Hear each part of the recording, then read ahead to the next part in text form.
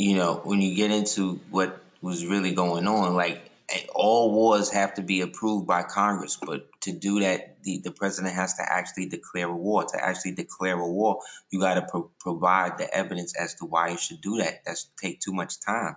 It's too much oversight, and that puts the sanction of the war in a Republican system, and they don't want to do that. They want it in a federal system where they can bypass the Congress, go straightly from the president to the Senate, and then put forth what they want. That is a military dictatorship. You understand? That's not a democracy. I don't care how you frame it. That mob rule, that's what it is. That's the democracy. That means that you can take somebody that's not even qualified for the job, that's not literate for the job, and make him the person that you give the military codes to. This is the system that they act like we set up for them, and it's not. This is just the slavetocracy that they was able to pimp with the help of those Reconstructionist Black Republicans that, for whatever reason, felt the only way to maintain what little we did have was to join up with them and help them get rid of the renegades. You understand? We haven't been in a country since 1787. Like real talk. Like you know what I'm saying? The way that countries are supposed to function is what I'm saying. I'm not saying what they telling people. I'm just saying based on how we were taught. But see, we were the last generation to even get social studies or anything like that. You understand? We was the last ones to ever receive that type of education. All of that was dead, man. And that was mandatory application. The only reason why they did that was because they was trying to show up the Black Panthers with the school program and the work program for the single mothers and all of that they instituted through signing all of the Black women up for the welfare thing after their husbands was merchant marines and all that. You have whole generations. Jim Crow was on the land, so in order for Black men to make money for their families and stuff, they would have to do merchant stuff, marine stuff, which would mean they would be off the coast. So that means they would go, instead of traveling through Jim Crow through the roads, they would be on the boats going from the port of Miami to the port of Charleston, to the port of Charleston to Houston, and then going to the city like that. You dig what I'm saying? Like when they talk about Black history, like you gotta understand the migratory patterns of Black people was based upon not just the economic factors, but what consciousness levels that they was on and where they was garnered to. If the Trail of Tears wound up in Oklahoma and then the Black Wall Street was in Oklahoma, then that means that the peoples on the Trail of Tears set up Black Wall Street for their own thing, and like just like their own thing back in the days, they got attacked. You understand? But these Negroes want to be descendants of slaves. You understand? So you gotta understand what you dealing with.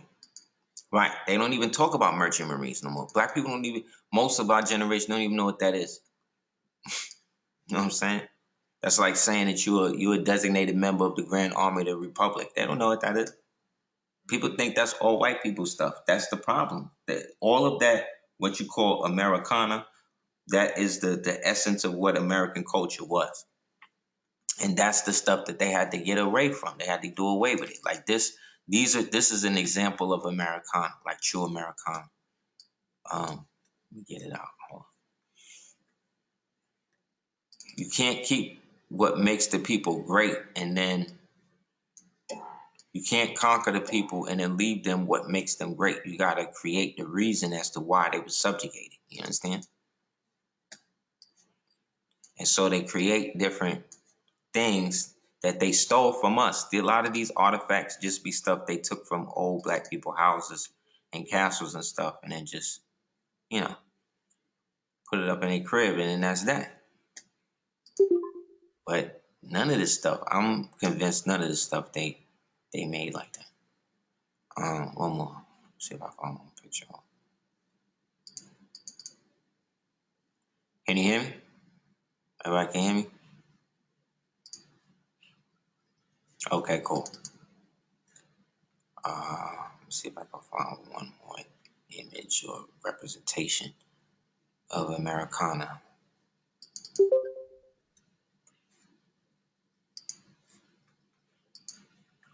After our people was conquered and they did what they always do, they took what was left in terms of the artifacts, the buildings, the this, to that, and then they just put their little stamp on it or used images of us to represent the overall thing that they were trying to convey in whatever it is they were trying to sell. Because at one point we became and still are the commodity of the world, because we provide the world with the truest oddities, because our oddities comes from originality. We're the only beings that consistently create new things in the spirit realm. Black people spend so much time in the spirit realm that they're not conscious a lot of times of what's happened to them in the physical realm, and then feel like if they produce energy more in the spirit realm that it will produce that in the said opposite. But the problem, again, is, Allah help those who help themselves. You know what I'm saying? So as much as somebody like Dr. King was like Gandhi, we know that Gandhi was an aberrant racist, a virulent racist, you understand? Yet he did say certain things that was cool, you know? I'm sure that if you was to watch certain things that these racists or these whatever say about niggas and shit, there's certain things that you can agree with. And same thing when we start talking about the devil and crackers and stuff, there's a lot of things that Caucasian people will agree with because it's true.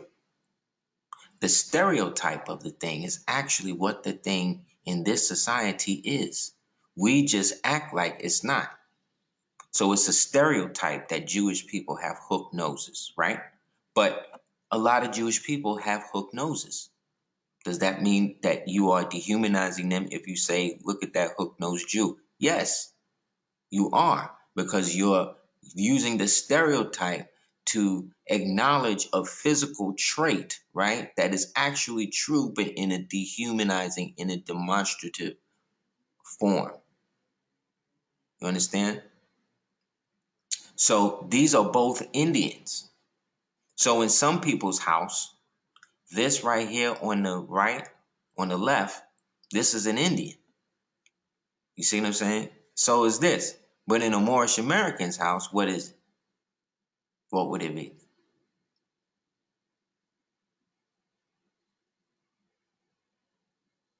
Would it be an Indian head in a Moorish American's house? Right. It would be a Muslim. It would be a right. But what I'm saying, like if somebody came, oh, I like that African piece, and the person whose house that this is from is not or doesn't consider themselves African or black or was a Moorish American, they would say, no, this is actually an image of a Moorish American. But then I could go to another person's house who's just as black, if not darker, and they think that this is a straight Indian piece. Same thing with the red man right here. You understand? Everybody can see the image, right? It's on the screen. On the left-hand side, right, there's a statuette's head, and on the right-hand side, there's this red man head from the cigarettes, right? The point I'm making is that both of these things are examples of true Americana. Americana is the image. The Americana is the image that, or are artifacts that represent the true or the ancient aspect of America, or the truest essence of America. And when you go back to the earliest images of America, these is what pops up. So when this stuff wound up in white people's houses, you understand white people are not going to create images of grandeur of people that they just subjugated. So what they did was they had to create a perpetual way to characterize or caricaturize ourselves as human beings, so that way they will always be in a position to feel like we're just an ornament. You understand?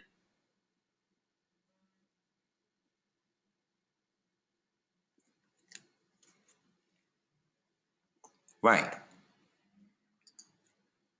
Exactly, via the stereotype, because in this colorable society, the stereotype is the thing. That's what the thing is seen as first.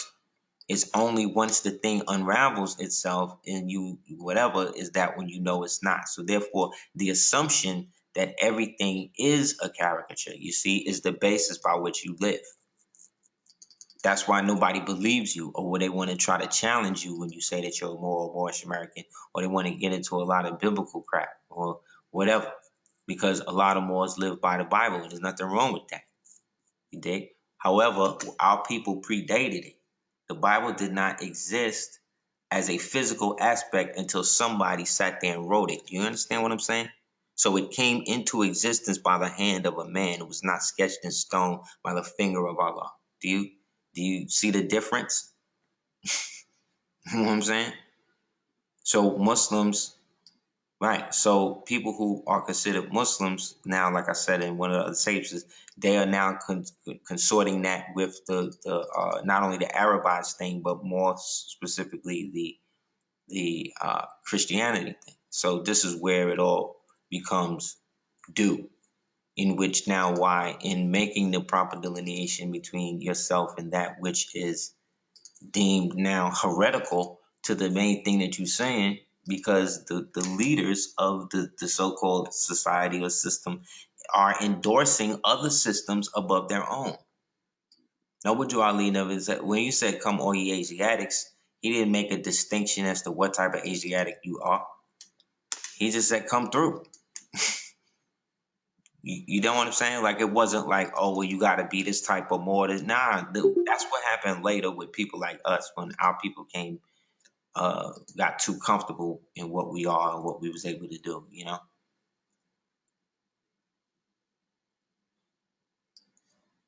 So we Moors have always had a distinct way of dealing with whatever so-called religion we was in. So let's say if you was a Moor or you was a Nazarene, you wasn't a Nazarene the way that these Western Christians are with the white Jesus and all. You wasn't doing it like that. You was doing it more along the ancient lines of how the Coptics, who themselves is basically Christian Hebrews, was doing it, because they follow the same customs.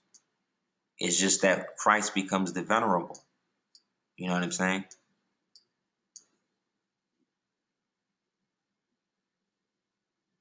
Exactly. They cannot. So if they cannot define them, how can you just say that one is synonymous with the other? That to me is a cover up. That's like saying black and Moor is the same thing. It's not.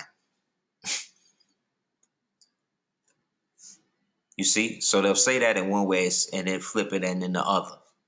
So black don't mean more like that, but more can mean black. So, and that's true. A lot of all Moors are black, but not all blacks are Moors. Because once you're a Moor, you understand that the word black and all of that is a designation. Therefore, if I'm going to use designations, I can't use a designation to define myself. I have to define myself based on an identity. You know what I'm saying? Based on a people. One second. Based upon a national identity that's reflective of a people. Yet, depending on how that national identity is concentrated amongst the people, whether shows whether it's going to be positive or negative for the world at large.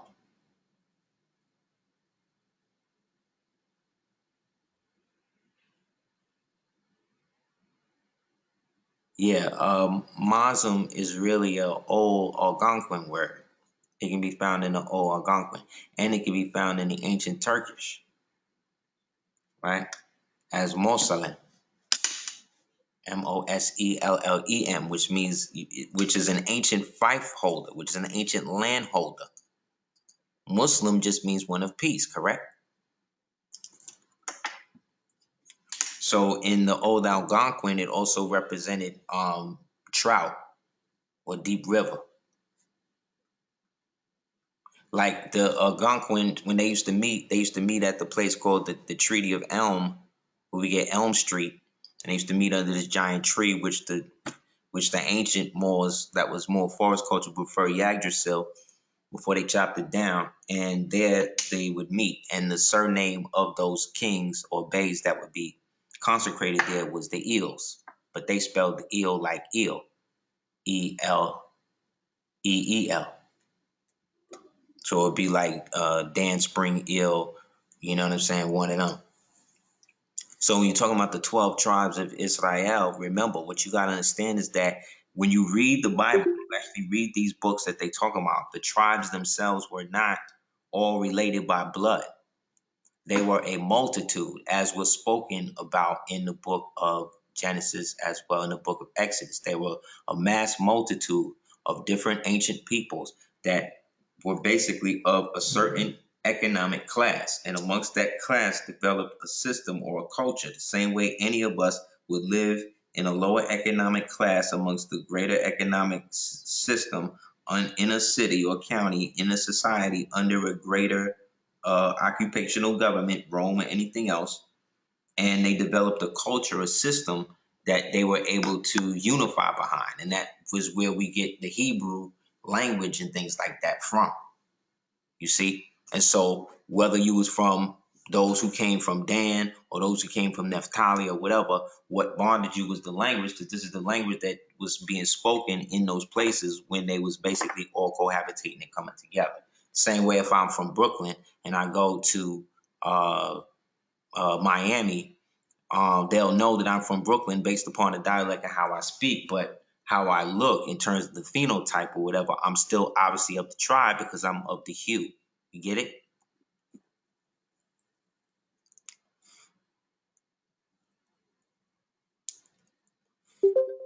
Exactly.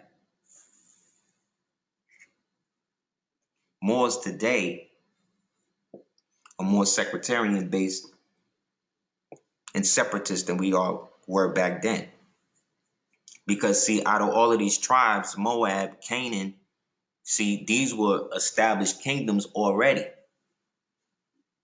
They was already popping. It was already in their own thing. And a lot of them was giant based and was dealing with the laws and the stuff from the super ancient times. But all of them some of them wasn't as big as the other ones. And then they got, jammed up. And then eventually they was like in the Predator, when you had the big predators fighting the smaller predators, but they predators, but they both flip on the humans. That's how it is, or it was with us. And so the little predators hooked up with the humans, you see, to get rid of the crazy giants that was dealing with all of the genetic experimentation, just like the movie, right?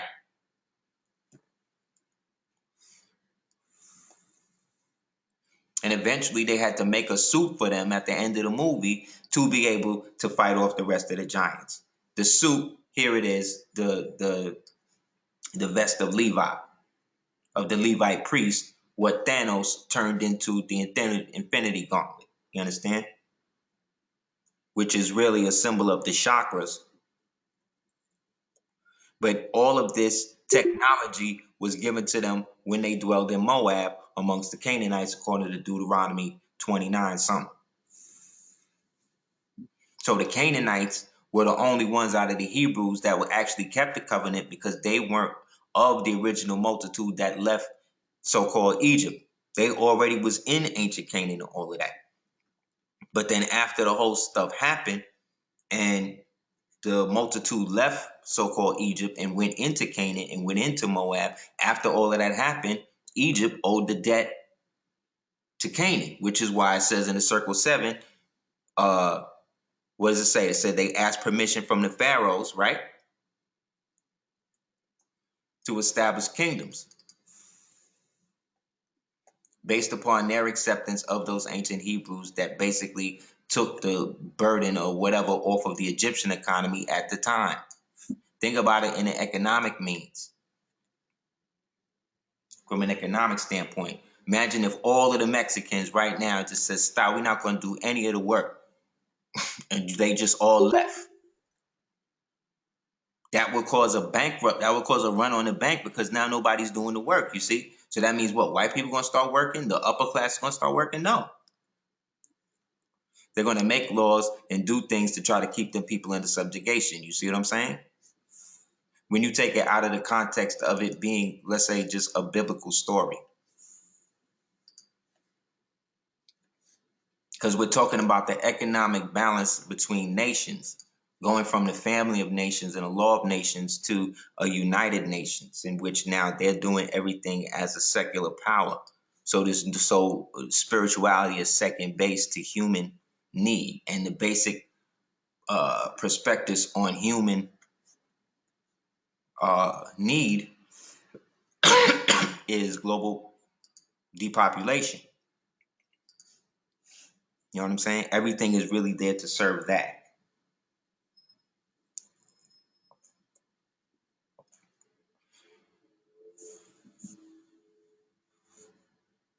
Remember, it's only about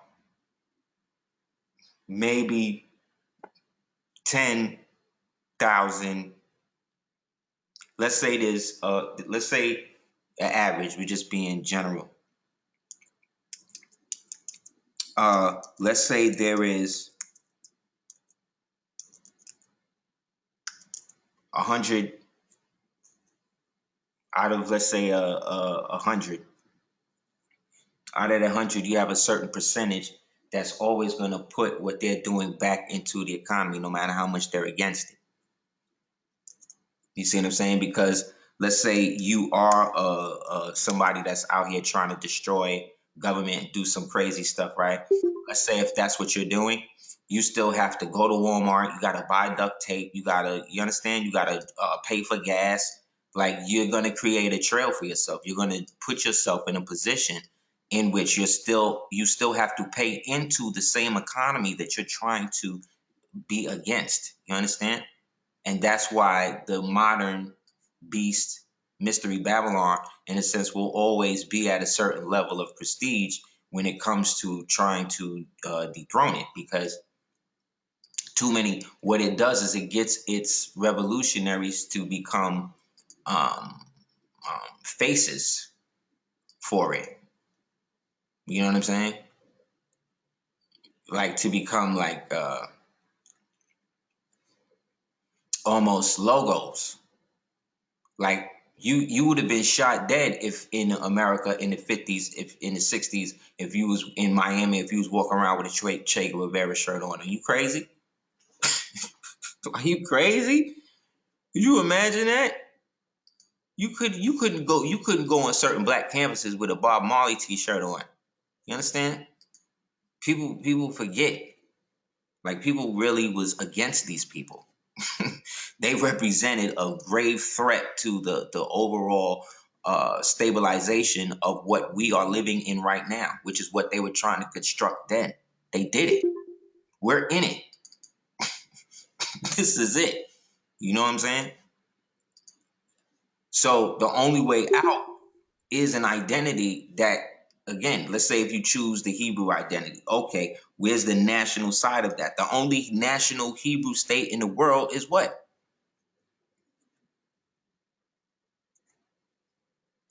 Is what? Israel, right? But Israel is not a Hebrew state. Look what it says on the United Nations. It says that it is a what? A Jewish state. You understand? When you read things like Mein Kampf and these books that they only let little white boy, racist white boys read, and you read it from an objective perspective. When you read books like that, Helter Skelter, like Manson, and these type of books, or even like the older stuff from Crowley and stuff, when you have a seasoned mind and you start reading how these people do, everything they write in was from the perspective of concealing how great we are in it.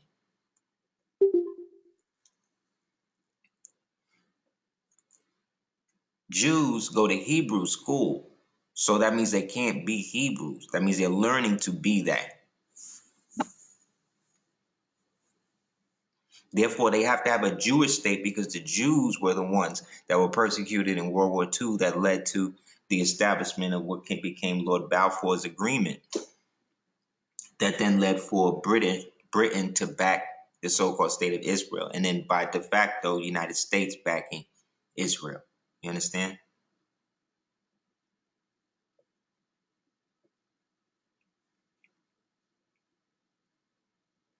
But remember, this was not the original place that them people came from or come from. So to be that, they had to displace, you see, and fight a war to take that land from those people. And ever since then, been reducing the land from, right? So during the time that all of this was happening, the waning Turkish Empire was falling. However, when we are presented again with what Turks are or whatever, we are getting it from the perspective of American television, American racial standards. You know what I'm saying?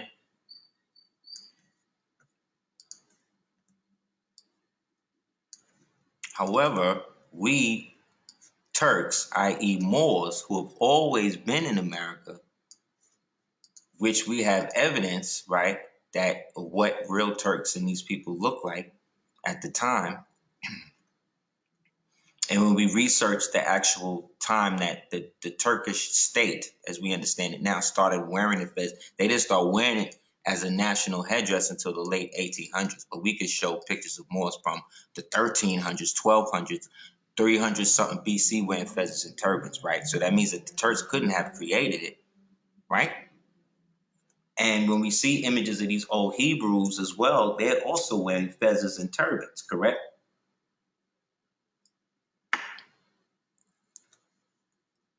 So if this was a Turk and this is a map of America,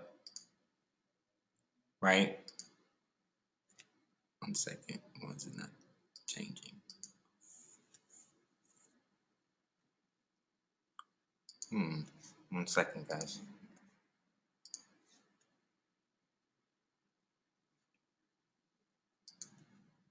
Oh, there you go. Okay, if this is a Turk, or what the Turks look like, the Turkish state, the majority of people, even when you look at the original painting of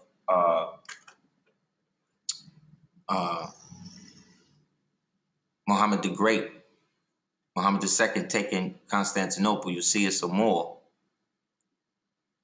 in the front. Very dark skin, obviously. Yet,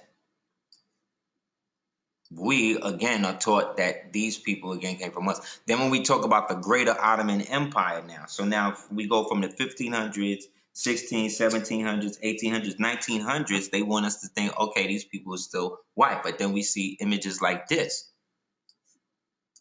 right? 1 second.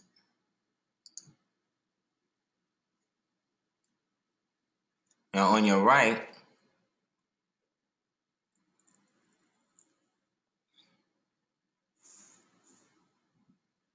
there you go. On your right, who's that?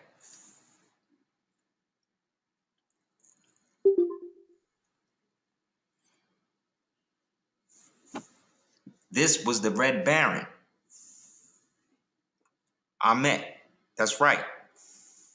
This is who they made the caricature with Snoopy, and the Nazis patterned their Red Baron off of him. Because a lot of the technology that the Nazis were able to incorporate, they got from fighting with Turks. The Turks at that time fought the first mechanized war, the Crimean War, or what we would officially when we think of the time of steampunk and all of that was happening around this time, and these inventions and stuff was being made by these great Moorish inventors, like over there, and then over here you had people like Carver, and some of these other great giants that was actually leading in industry, and those industries were feeding those same communities that at one time were cities and nations and states or whatever that was all under the old Moorish Empire. So when we talk about the fall of the old Turkish Empire and whatever, the people at the top or was running stuff or whatever, the majority was these people. They was all replaced once they got the Ataturk in there after the battle of what they call Gallipoli, in which Churchill was shot, which led him to having to use a cane for the rest of his life. I met a descendant of the Turk that shot him, who's a doctor now, or was when I met him. And he told me how dark they was. And his name was Pasha. He was a Pasha. So when I was going in on it with the Pashas, he was like, yeah, right away. He said, all my grandparents look like this. Yet the people they call Afro-Turks that live there today they act like didn't have their own original language prior to them being absorbed into secular Turkish society.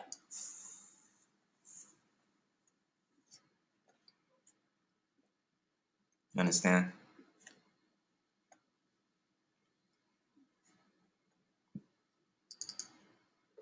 So they also will say, oh, well, think about it. The Moors were the only ones, or are the only ones, with the five-pointed star on their flag, yet we're Islamic. So the TV,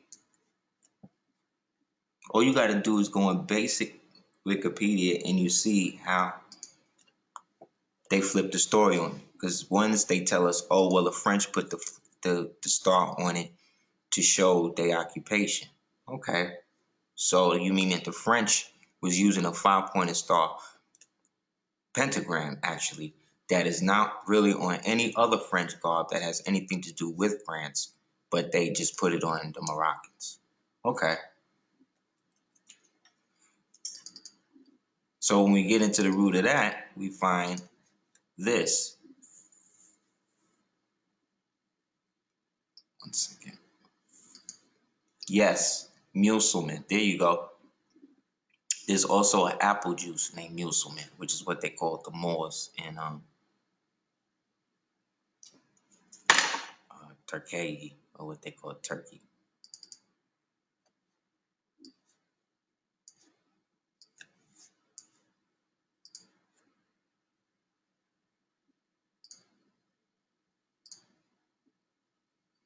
Okay, why is it doing that now? The Serera. The Serera religion is the ancient Serera religion, or what's called the Fat Rug, is the original religious belief, practices, and teachings of the Serera people of the Senegal in Western Africa. Right? The Serera religion believes in the universal supreme deity called Rug. In the Kangan languages, Rug is referred to as Kux, Kope, Tiate, Kak, and Kok, or Cox. So the word Cox, or the name Cox, see what I'm saying, goes back to this old Maghrebian deity, which represents, again, Rug is another way of what they call the animus we refer to, or the totemists we refer to as Allah, because it's still represented the 5 points. You see? So this is actually more connected to ancient Islam, you see, than the modern thing that they got popping, where they're now trying to merge that with Catholicism. Yes, it's also the star of to represent Venus. Correct.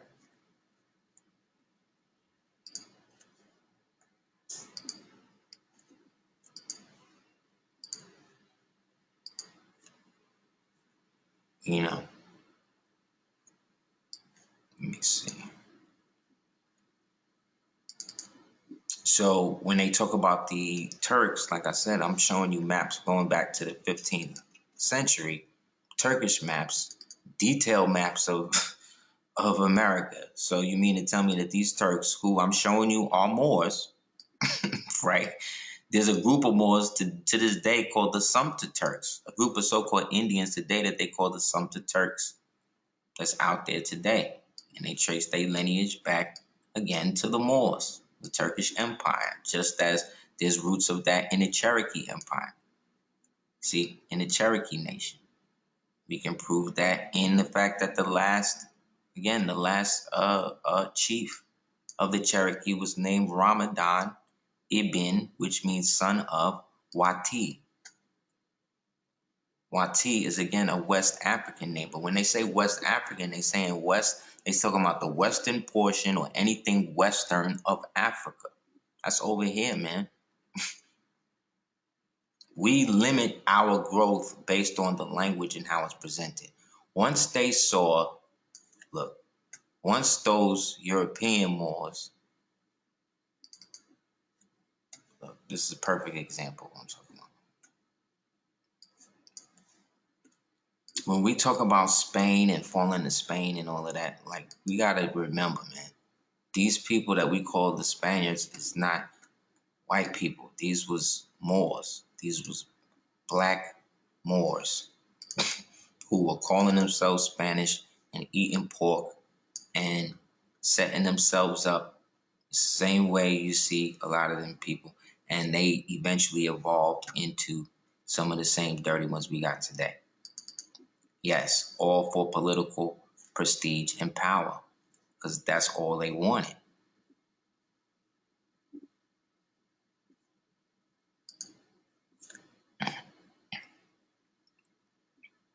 Where is it at?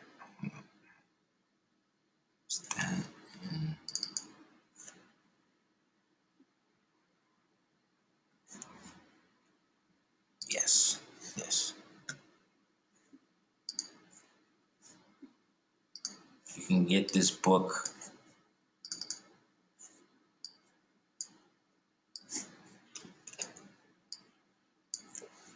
Once you name a thing, you can control a thing. You know what I mean?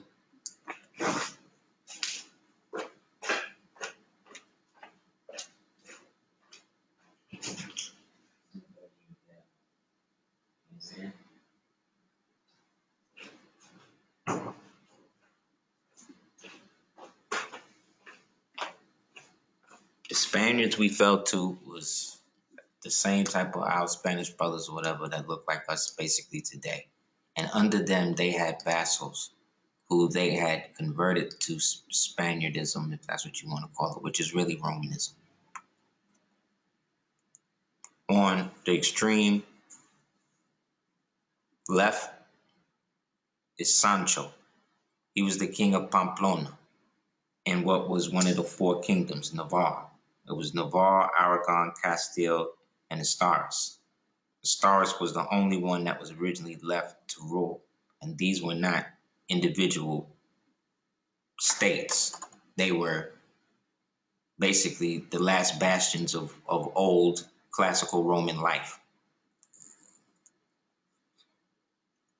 Because these Romans were direct descendants of Ethiopians.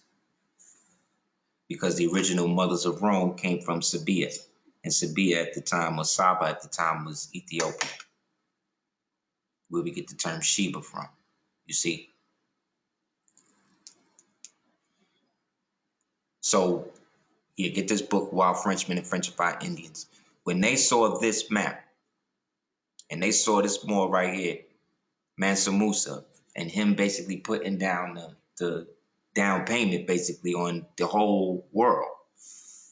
Basically, the empires of the world was basically invested in him as the one keeper of all of what today people in high finance refer to as the M1 money. All of that gold hoard that was left down from the golden hordes of Genghis, and before that, that was all put together from all of the stuff that they had sacked from the fall of Babylon, really. And I would say probably even before that.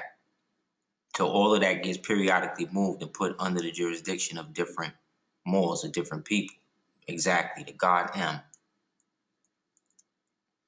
And so this gave Moors carte blanche over the whole world. And thus the whole world at one time is speaking Arabic, our version of Arabic, which I call Morabic, and basically writing Kufic. And then the Volga side of that became Arabic. All of that translated on this side of on the so-called Oriental side of the world. On the Occidental side of the world, we all doing everything in Latin and ancient Hebrew and all of that, Phoenician and all of that. So when these Moors saw that, and they knew that they couldn't have no kingdoms no more because Rome had fallen to the Moors, and the Moors was bringing about the new golden age, the Islamic Moors, the ancient Mauritanian Islamic Moors, they had to get rid of that because, again, Moor being an ancient priesthood,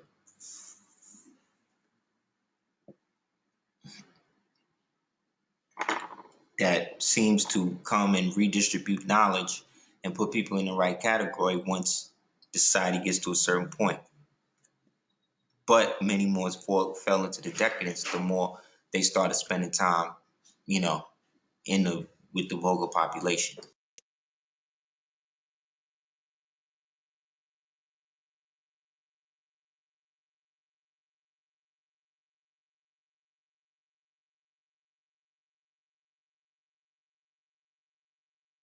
Thus creating the situation with or between Moorish states now.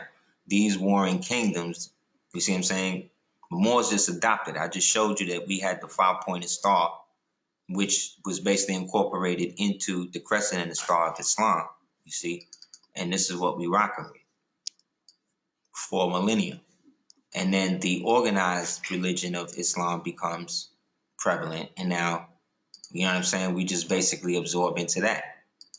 But it's based on the ancient premise that we never stop practicing. And the symbols of that are the symbols of knowledge that became the signs of rulership amongst the people. The fez, the turban, the crescent, the star, the pentagram. You see what I'm saying?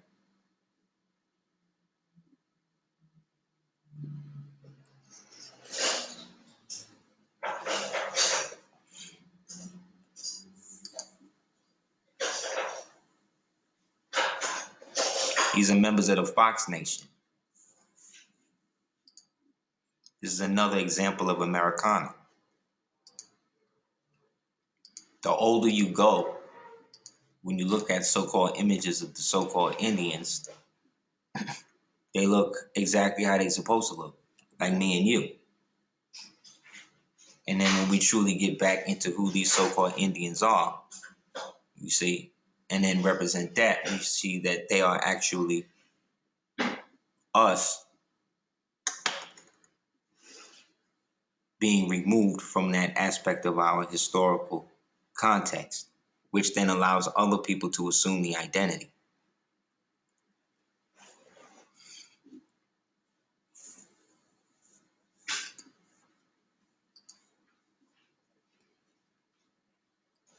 So these modern images of what we perceive or whatever as the Indian, again, are other examples of doctored Americana that were then reproduced after it was more about getting the color of people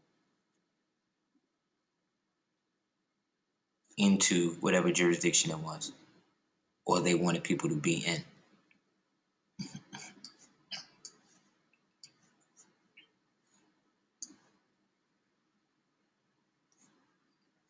Let's see.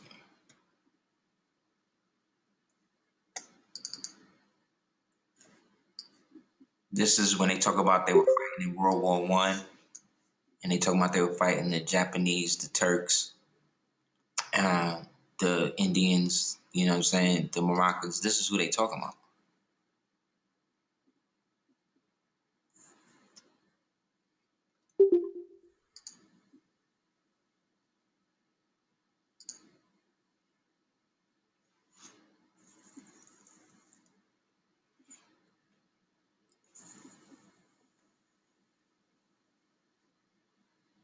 See how dark these people were?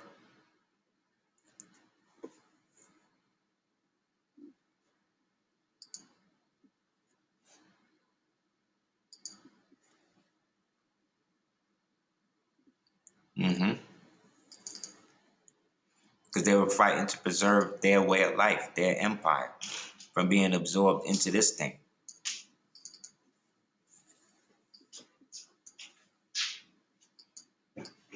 Then on the other side of that, you had these guys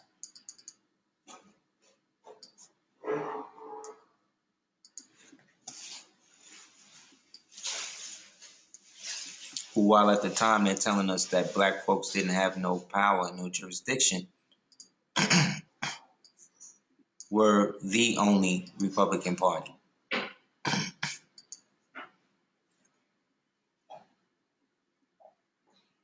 These were the guys making the deals.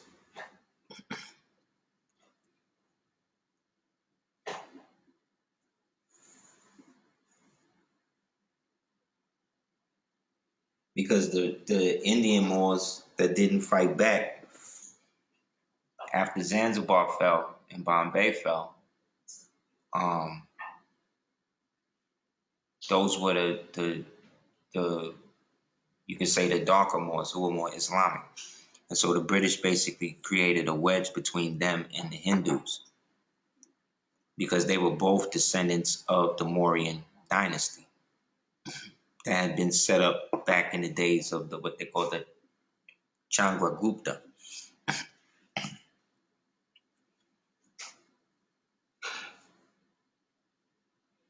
They're all wearing aprons. So these are the guys that decided to go along with the program in terms of the reconstruction and how things were going to be reconstructed historically, in which we would be basically they wanted us to at least be participants, being that they still held the majority of the Congress, because they are descendant of the original several states, the descendants of those from the Iroquois confederacies in those states that were a part of the original Constitution of 1787. They could be, you know what I'm saying? It could be. They could be that. Not all people who wore aprons were castrados, but that was to say that they were part of the order that in the highest order, that's, where you go to. You know what I'm saying? Because they are Freemasons. That's what I'm saying. These are the ones that made the deals against those of us that were in the Republic that were fighting back.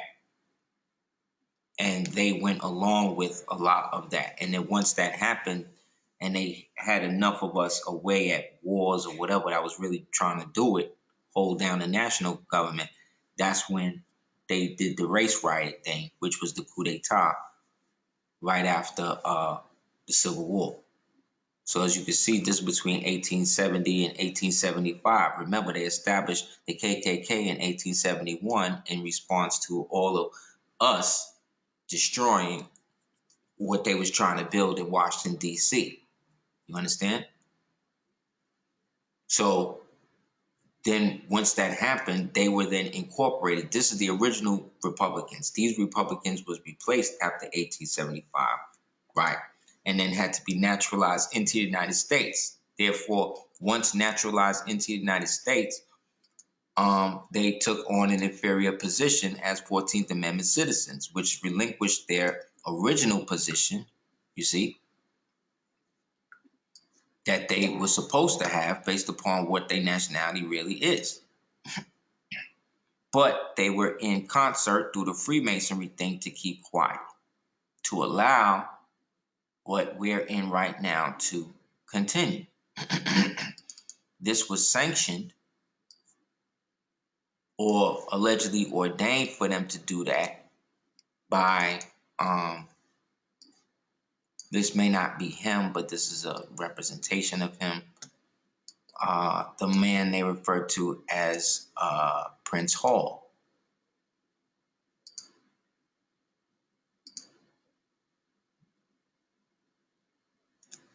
On your left, who petitioned the Grand Lodge of England.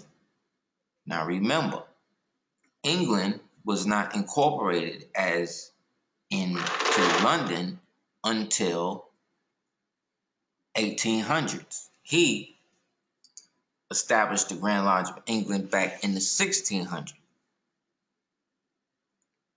You see what I'm saying? This is where the history thing gets crazy. Because they say one thing, but what they actually saying actually proves what we're saying. Is that England and all that stuff they talking about was over here. But this is at a time where allegedly all black people on the planet were slaves, right? How could that happen? How could you all be slaves and they give a slave or a descendant of a slave a noble title to establish a Grand Lodge that eventually became the black version of the white lodges? Because they're all there to preserve the system between the Republican and Democrat. You understand? But remember, the Democrats was created in the same year they created the citizens of the United States in Washington, D.C., correct? So if they created them in the same year, it was in response to them now having the jurisdiction to go through and shut everything else down. So any blacks that was going to be a part or public was going to have to what? Was going to have to come into it the way that they say. And the only way in was by denying your nationality and by birth and choosing to be naturalized into this new system that eventually would be the undoing of us all. You see what I'm saying?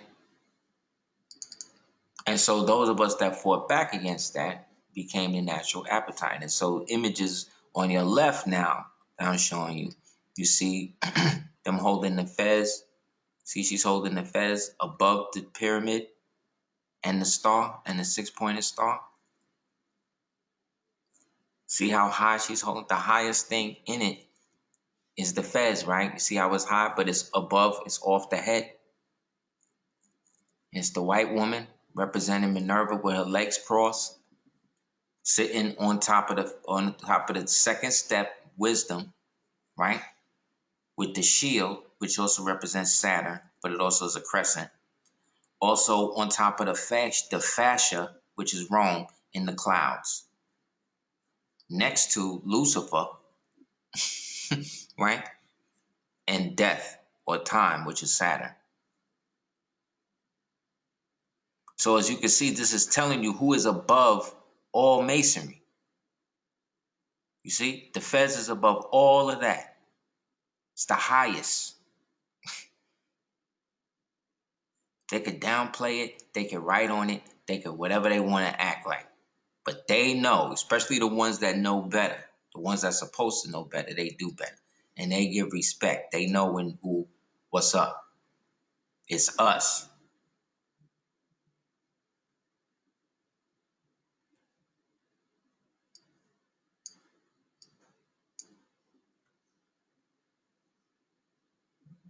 Let me see.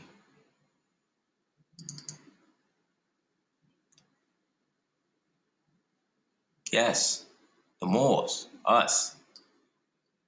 So they'll put out propaganda talking about, oh, well, the Moors, the Moroccan government don't recognize the Moors. They don't have to recognize. We're older than the Moroccan government. Why do we need them to recognize us? They adopted our flag. You understand? We're the West Africans that they adopted this from in 56. The town of Morocco is older than that. You understand? Over here in the United States. Excuse me, in the United States of America, Congress or something. Older than that. None of them people speak indigenous. None of them speak indigenous Mograban languages. To speak an indigenous Mograban language, you got to be speaking something like the English we speaking now, or the slang we be speaking, or Latin, or any type of Spanish we be speaking.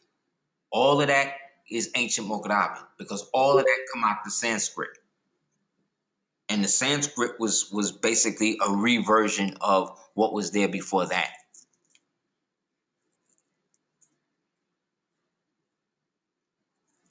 But they'll trick you. They'll have what they call cuneiform, you see? But anyway, this is a letter from the ambassador of Morocco.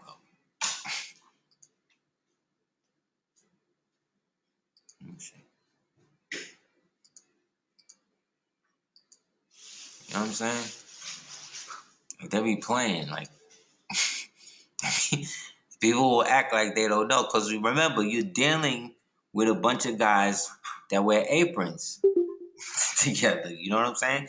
So they don't want everybody else to know that they do that. So they have different things that they can do to show affiliation without giving that affiliation. That's what hand signs and gestures and call marks and these name ops. That's what all of this stuff is about, man. It's all Like, you live in a world where if you don't know your password, it's a wrap for you.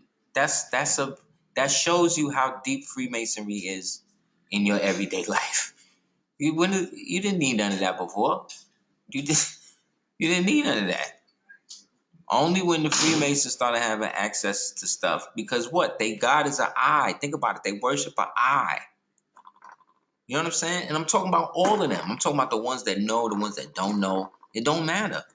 Once you agree with the oath thing, that's the tie. That's the thing that brings you into it. So yes, you can get earthly situations, but the spiritual connection is what is the downside. Because now you got to keep secrets too, whether you know it or not. And most of these places now are hotbeds of human trafficking and pedophilia. Why you think these niggas were so quick to on TV? Oh, it's the lodge. I gotta go to my lodge meeting. Gotta go to the club. Gotta go to this. Why you think that? It wasn't just for women, man. You got a woman at home. She better have sex with you at home. What's so wrong while you can? What's so out there? Because it ain't just that. Because once you get into that, the aspect of the soul is subdued, and then the more favor you curry, the more success comes, the more downplays in the real world, because you can't share that on the up and up with everybody, because you can't tell nobody how you got it. It's like working for the government or the mob or something. And again, I'm not saying that everybody that joins is that. I'm just saying that's the ultimate situation that it's all set up for. It's not set up for the benefit of humanity, because if it was, everybody could join. What's the difference in them saying you got to go through this, and that? And a white man saying, oh, well, you can't do this unless you have this, and that. It is a privilege for me. Speech of His Excellency Mati Jorio, Ambassador of Morocco, Moorish Sultanate celebration honoring Noble Juali on January 11th. This is 3 days after the Prophet birthday. So it's not like, just came out of nowhere. Moors just, we just want to be with somebody else so bad. No, these people coming over here to honor our prophet. It is a privilege for me and for other staff members of the Embassy of Morocco to attend this Noble Juali Centennial Tribute Dinner. Please let me take this opportunity to express to you our collective appreciation of your kind invitation and my personal appreciation of having been chosen to receive the Ambassador of Faith Award. I am greatly honored, and it is a pleasure for us to be in the company of such distinguished guests as those tonight to be taking part of such a joyous celebration. We are happy to bring you all greetings from His Majesty, King Hassan II, and the people of Morocco, lowercase p. By now, I have been made well aware of your devotion and strengthening in the ties of the Moorish American community to Morocco, and Morocco, for its part, welcomes your interest in your work for better understanding between us.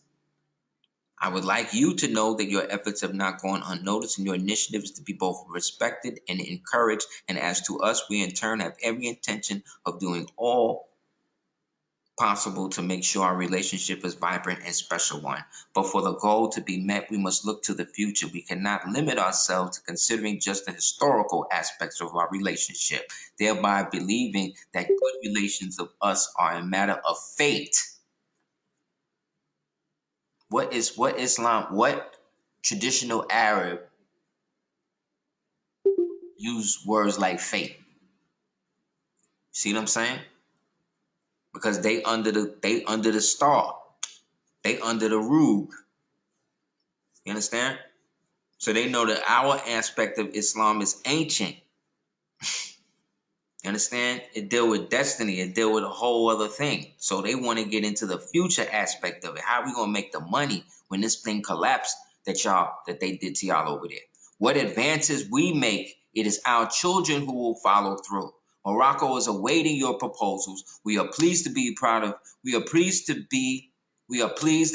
to have the Moorish community as one of the bridges between Morocco and the United States. Islam, meaning that The Moorish Science Temple at the time had the ability to broker deals between the pseudo-state of Morocco, again, and the so-called United States. Not the United States of America.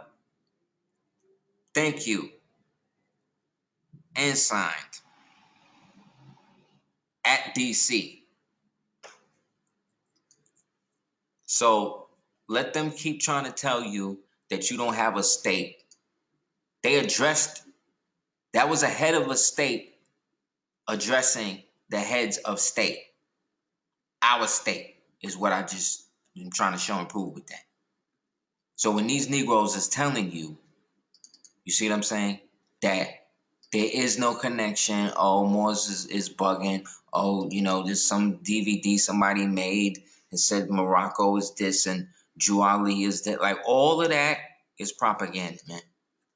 Look, this how deep it is. This was at one time one of the flags of the U.S., man. Like, this how crazy it is. Oh, let me find it.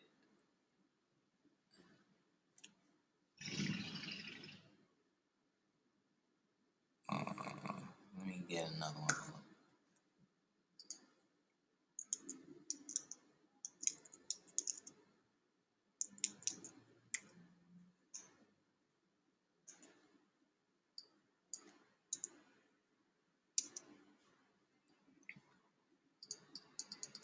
Here we go.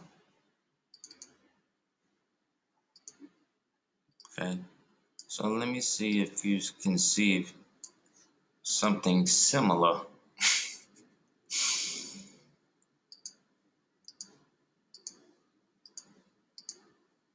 This was one of the battle flags of the United States, man, of America in general, Congress. So,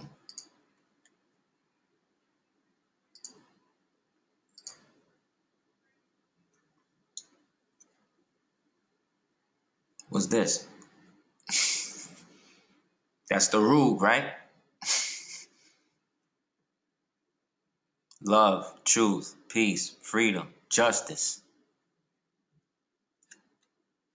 What does the United States stand for? Truth, justice, the American way, right?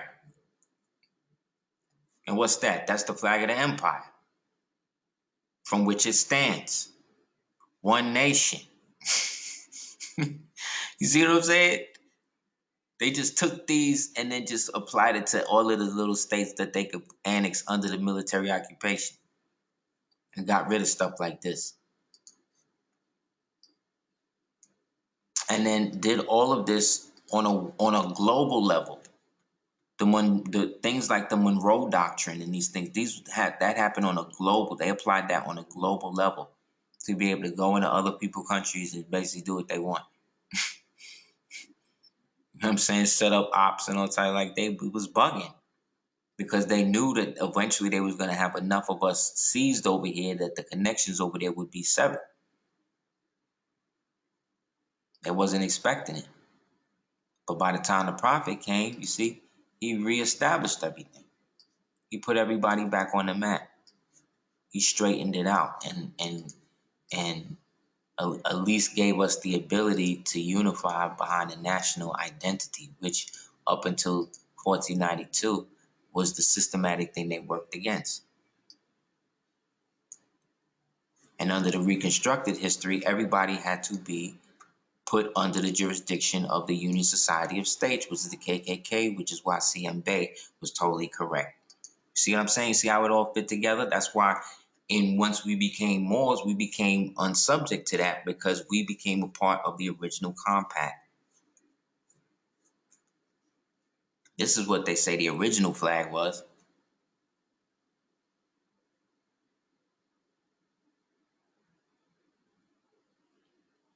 But even if it got 5 points on the star, so long as they were in a row like this, that's the national flag. So this is the flag that's supposed to be flying in the temples and in any vegetables that the Moors got.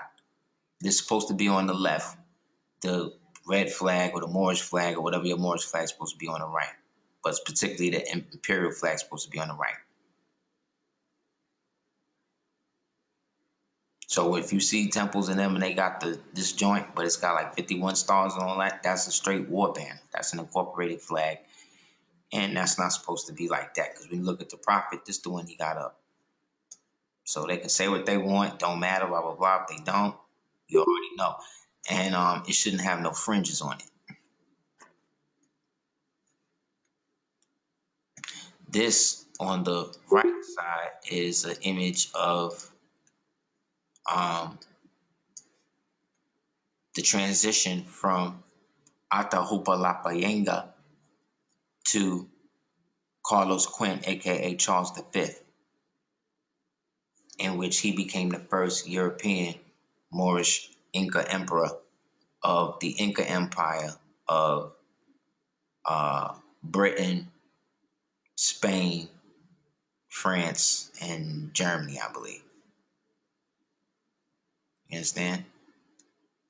And so he baptized, became Carlos Quint, and then under him, his rule is what brought in those Moors of the noble bloodlines to then become Christian and become part of the European aristocracy. And now that he was emperor, he could then institute the European form of law on these old Incas who themselves were Muslims.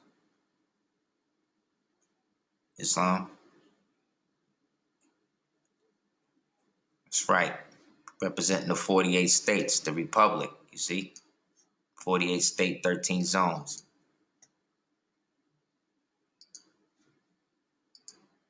So American history is strictly really Moorish history. The Indian stuff is just what they apply to that aspect when it especially deals with the nationality of the people and the ability for the people to access land. If you're a foreigner of any rate, especially if you're black, and you go by their version of it, see, you then accept the fact that you get what they give you. You understand? So you cannot refer to yourself as, you can be Aboriginal, but it's best to just say original from the original First Nations, such and such and such.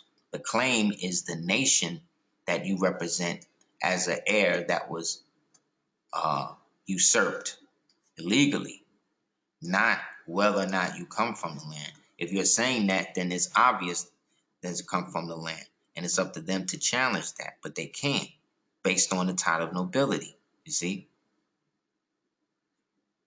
Because the Moors were the ones that made the treaties for everybody. And once the Indians went behind their back and started making Indian givers, you see? Once those Indians were given that right to make side deals, that's when everything went crazy. They started undercutting the original base, and now everybody's for themselves. So this is the flag of the Iroquois. This is the flag of the what they now call the New England flag, but it's really the flag of the continental peoples.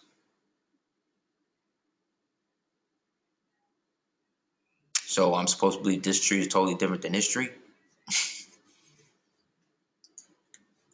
So when we talk about the Iroquois, we're automatically talking about the Haudenosaunee, and that is also a conglomeration of people, because the Iroquois was not a people more than it was a grouping or confederation of Iroquois-speaking peoples.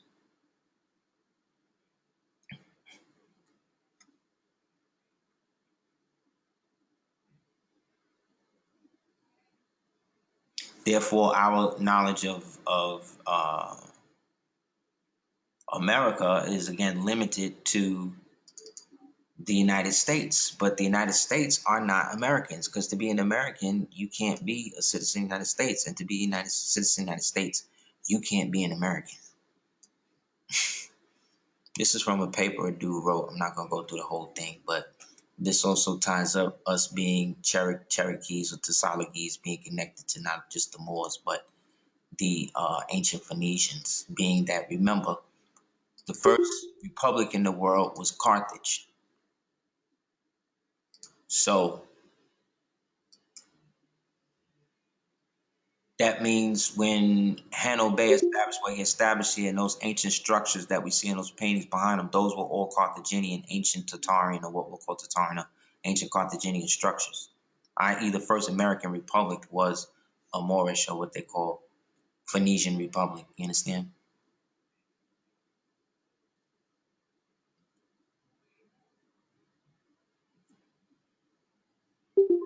Uh, get to the good part.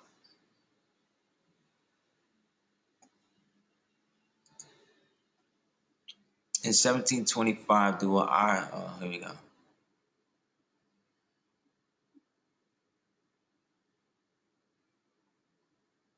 During the last 4 years of the Mayan revelation, several books along the recent Access genealogy were published, permanently bury a lie created by the British Crown on the eve of the American Revolution.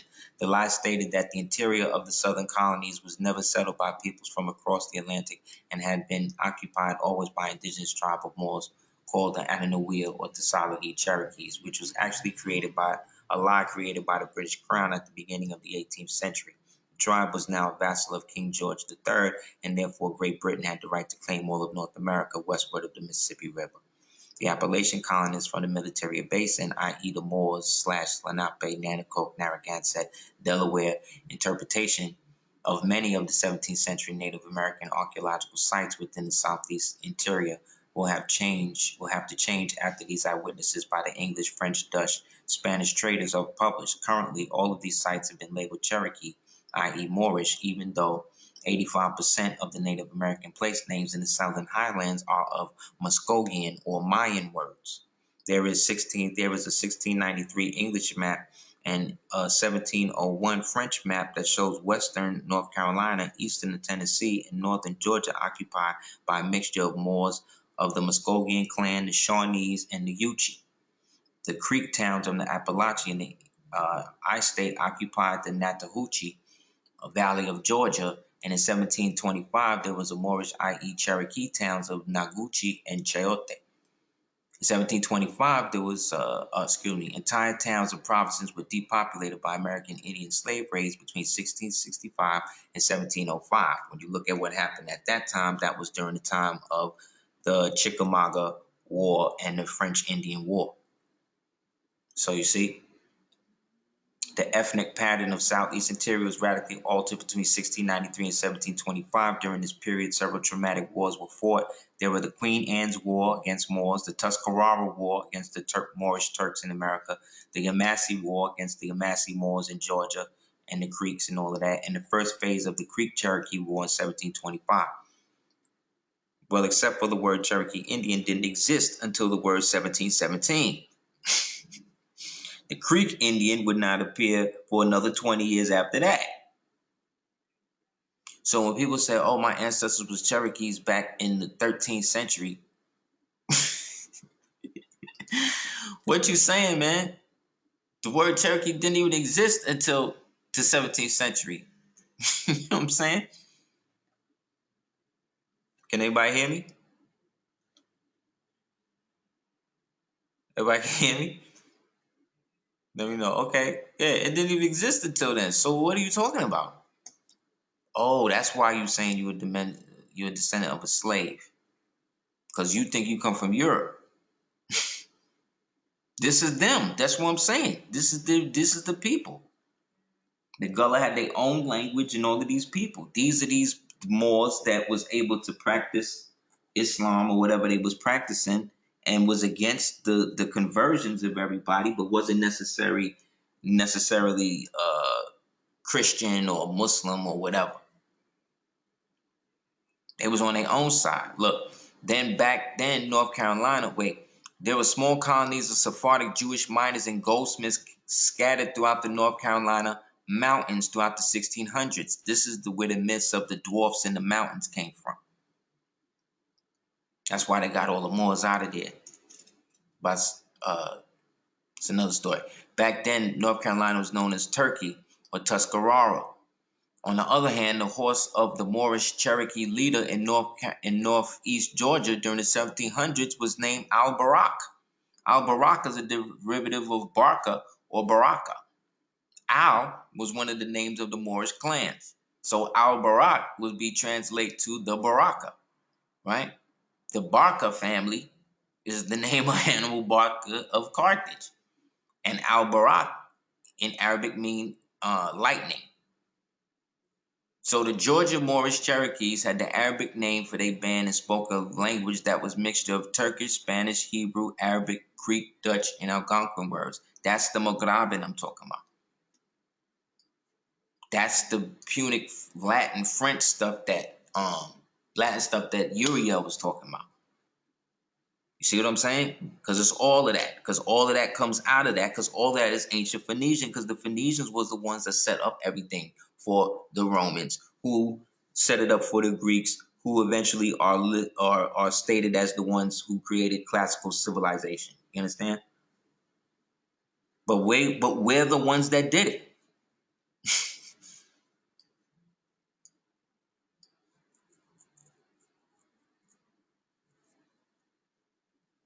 So yeah, so we get into all of that. That's the Maghrabin, which none of the Moroccans over there are speaking, so we know it's not them, that they the original ones. See, it's us over here. The syllabary that was written by the Cherokees, by Sequoia and them. Sequoia was part of the Kituwa society. We know those was Moors. Whenever you see him, he got a turban on.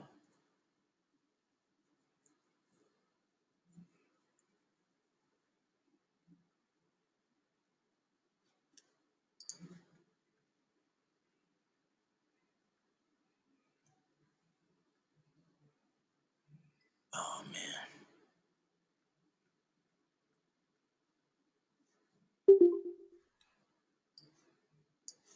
it's another one. So you have all of these people over here. You have evidence of Moorish Americans here way before any of the colonies was set up. And so the only way to get people to get away from that is to get them to surrender from other names.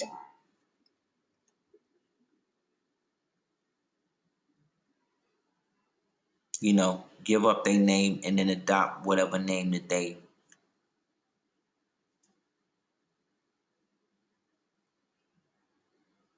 have associated with in order to get along in whatever the present society is conscripting them to be.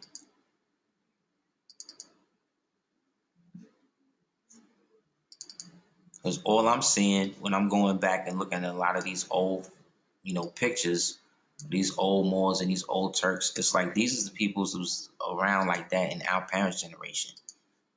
And all of these people was not supposed to have no type of power enough to do any of the things that I'm saying that they doing. So somebody's saying something, somebody doing something else.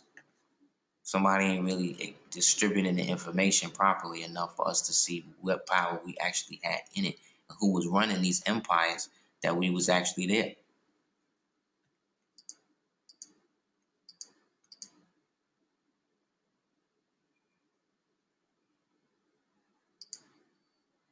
Hold up, I'm trying to. There we go.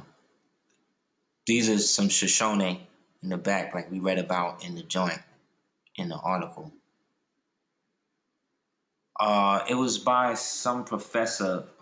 If you type in Phoenician connection to the Cherokees, it'll probably come up.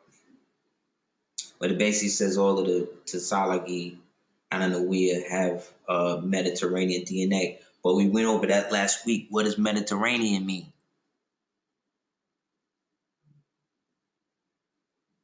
Exactly. So the middle of what? You saying that there's a DNA for there's actually a chromosome for the middle? There's a chromosome in my body that signifies me to the middle of something? You see what I'm saying? You see how crazy you see what I'm saying? That's why they this like when they say, oh, they can copyright your DNA and encode your DNA. Yeah, they can do shit like that and all of that to make weapons or whatever they do with it, whatever. But in a court, in law, there's no way that you can own DNA because you can't own people. Remember that.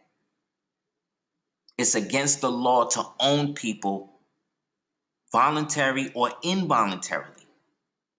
So if you can't own the people, you can't own what comes from the people. Do you understand?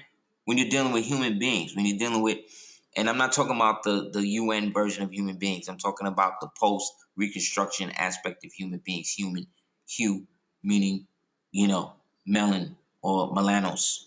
You know what I'm saying? You can't do that. So it can always be disproven And damages can always be, redress agreements can always be made, especially if it comes from an actual group of people who are coming to do that. Like when the Jews decided they was going to put on the Nuremberg farce, and all of the Nazis that they didn't send over here and put into politics, Hollywood, the education system, the factory system, and all these people, they wound up teaching regular American people, so-called United States citizens. But after World War II, the Americans were separated from the citizens of the United States, or the U.S. citizens, i.e. citizens of the District of Columbia. Both are enemies, or low-key enemies to the state. It's just one has less jurisdiction. So in showing images like this of what these people are, when these people today who live in these places, who call themselves Turks, who call themselves Shoshone, and they now looking at you like you crazy, because you know that when you say Moorish American, you saying all of that. You see what I'm saying? It shuts down the assumption that the jurisdiction is automatically assumed.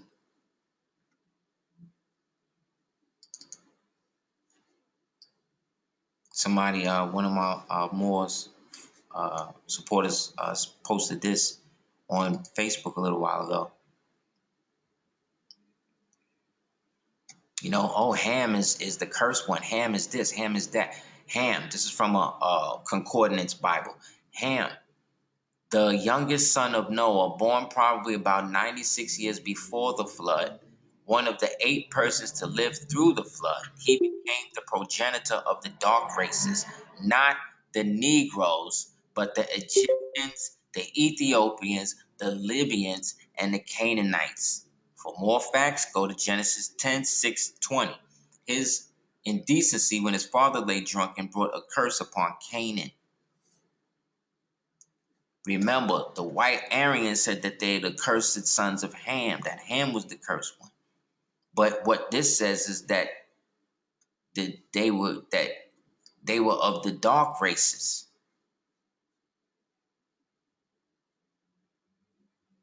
Meaning that the Negroes at the time were not the dark ones. See what I'm saying, Morse? Because the sons of Ham are the people that we read about in our Circle 7 and in our genealogical trees, such as the Egyptians, the Ethiopians, the Libyans, who are the Phoenicians, and the Canaanites, who are also the Phoenicians, Carthaginians, Etruscans, Latinums, Minoans, Peloponnesians, Dorians. See what I'm saying? Ancient Macedonians. Yes, conglomerated as those who descended from those that dwelt in Moab once the 12 tribes came in and was able to take over them when everything was giants.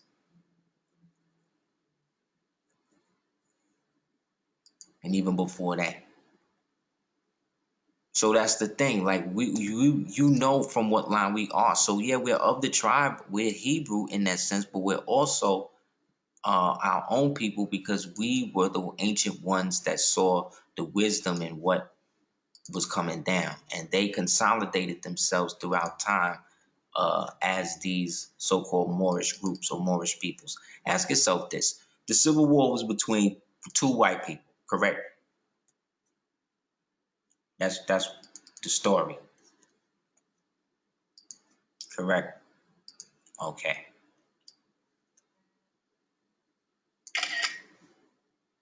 All right. Let me see. That's one question. Set this up nice.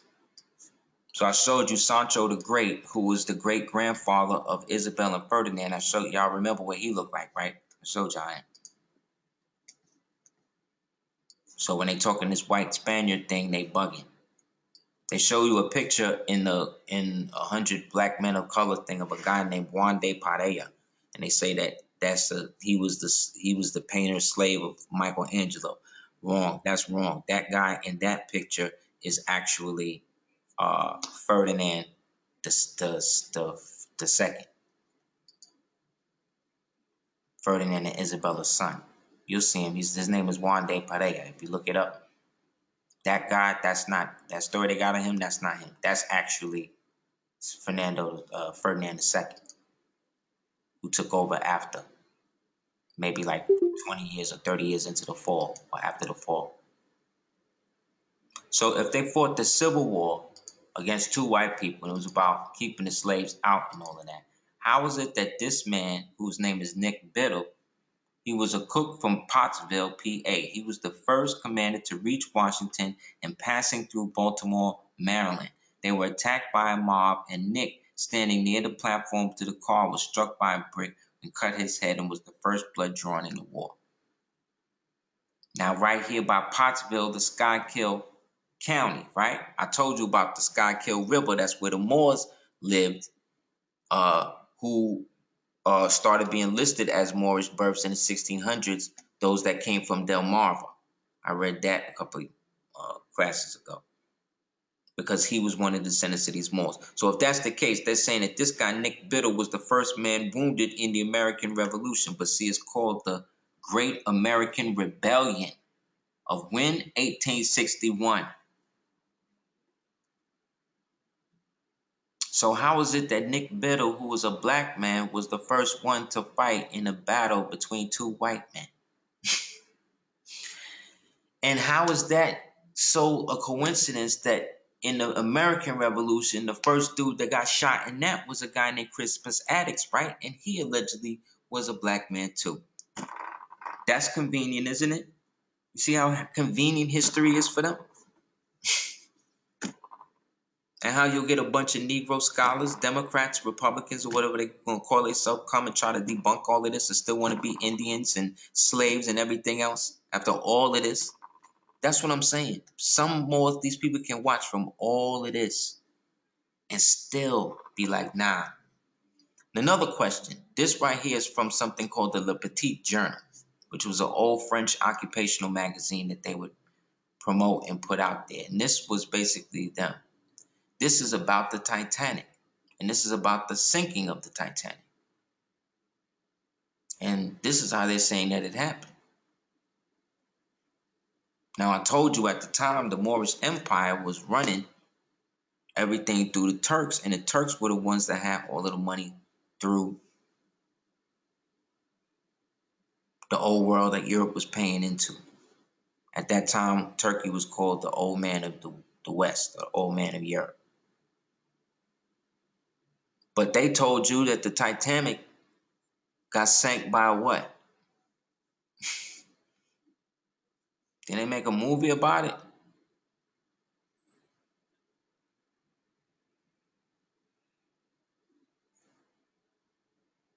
Yes. Or an iceberg.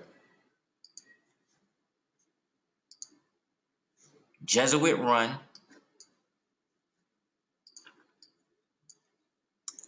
And the Jesuits are the ones that got all the pictures of everybody that went on.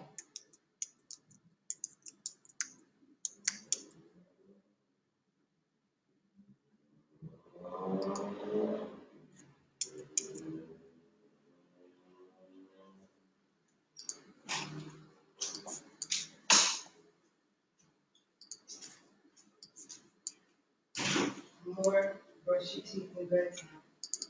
Right now, okay? 15, you're brushing your teeth now.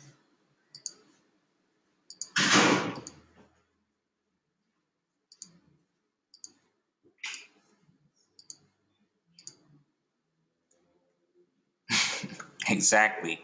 That's what it says at the bottom. The heroes that gave the telegraph in full on board the Titanic, the Almoroccans. Do you see? And look, it's sinking. Look. So I don't know what they're saying now, but right after that happened, they basically blamed it on the Moors. Also, it's on the left. Excuse me, it's on the right hand side. This caricature I'm showing you.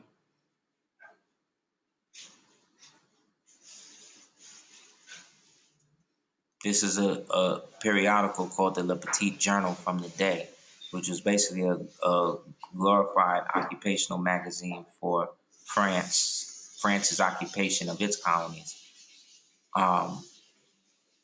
This is who they saying sunk the Titanic. the Moroccans. And then on the left-hand side is the person that they refer to when you read some of the conspiracy stuff that they wanted to get rid of, who was Jacob Astor. As you can see here, he's a Moor. He's one of the last dark-skinned ones that was openly still with his complexion. Like the Vanderbilts come from him.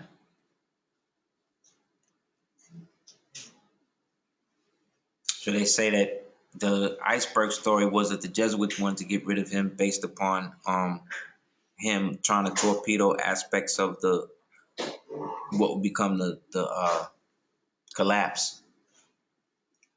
And so they wanted to get rid of him and all of them in one swoop. So however it happened, it's not the way that they say it happened. And this was, again, one of the last ones of that ilk from that old black nobility that's still, phenotypically before the heavy bleaching.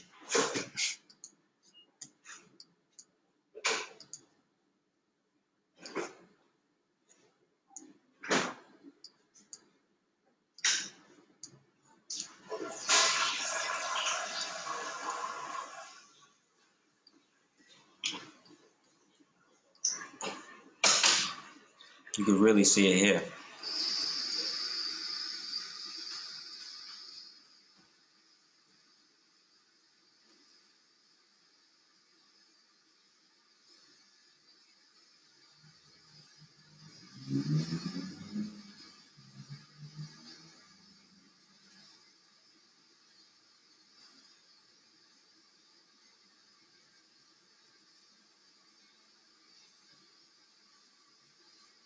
Exactly.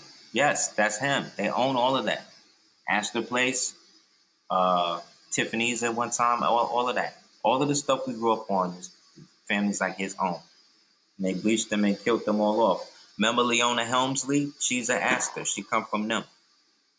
Anderson Cooper come from them. The Vanderbilts, all of them, bleached all of them out. And they said that they did the Titanic and to get rid of him specifically because he was holding up the money.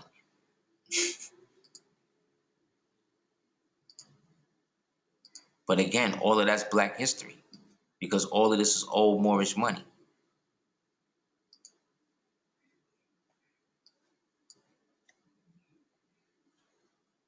So again, we were the first mechanized nations in the world, and then the Nazis basically upgraded that, and then the Japanese and the Chinese basically adopted that. You see, and again, this is post Reconstruction. So now everything is set. The white boys basically do the coup d'état, get rid of all of us in terms of being in a prominent position by the late 1700s, and then pretty much it's a wrap.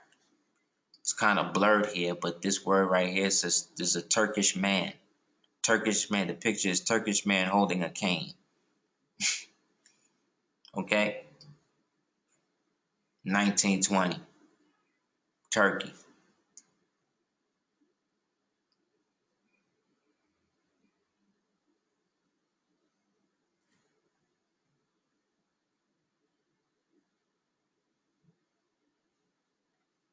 You know what I'm saying?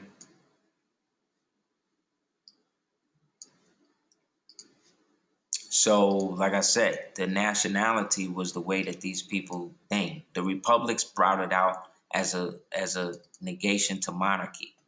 But you got to remember, we were also the monarchists too. So that was a way to break free from us as well. And a lot of our people who were disenfranchised with the empire chose to go with it. He did, just like today. And so what forms around that is the ideal that the only way to control it is to become part of the system itself. And that's what most of us have done. Because that was what was inherited the way by the... Good night, buddy.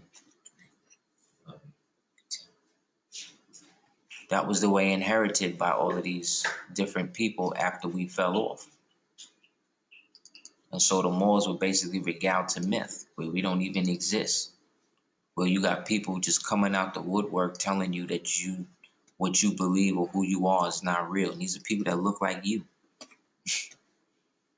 But if you ask them about Ahmed, the great Red Baron of old Turkey, they don't know they don't know that.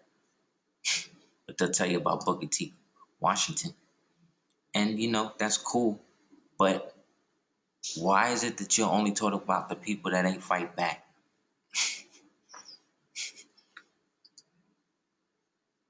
Why is it that everybody that's there to represent your history is not from your social economic background, or they don't even are from the nation that they're trying to act like they from? That Queen and Slim is a horrible movie. It's a snuff film because at the end they both get clapped in the most horrible way. But you could watch Natural Born Killers and they can kill, all these white people can kill everybody in the movie and still live at the end and have children. You think that's fair?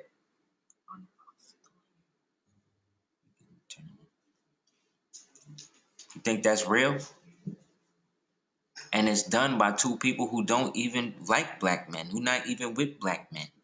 The lead character not even with us. She not even American, but she could play the experience of a black woman, so-called black woman, better than you, black woman, better than you being born here. Just like the Harriet Tubman chick, she couldn't wait to blonde her hair. To the point these people will show up with white people on their arms talking about what it was like to play somebody in the black struggle. This is black people doing this to each other. Knowing they can't not know. All of that stuff is agent. All of that stuff is distraction stuff. Because in the end, it comes down to it. You want to do something in the world? Okay, nations, countries don't exist no more. It's all about money. Great, I'm with that. But guess what? To get to that point, everybody is coming behind some sort of flag, some sort of identity that is not abstract. Even the queer, the homosexual people got flags. They got a flag for each aspect of what people perceive to be their deviancy. And that is protected more than the red, black, and green or any of these other flags these Moors is holding. But on TV, whether it was an op or not, when the Moor whipped that flag out on them crackers, and them crackers seen him screaming at them, they ain't lay a finger. Said, go ahead, Moor, do your thing.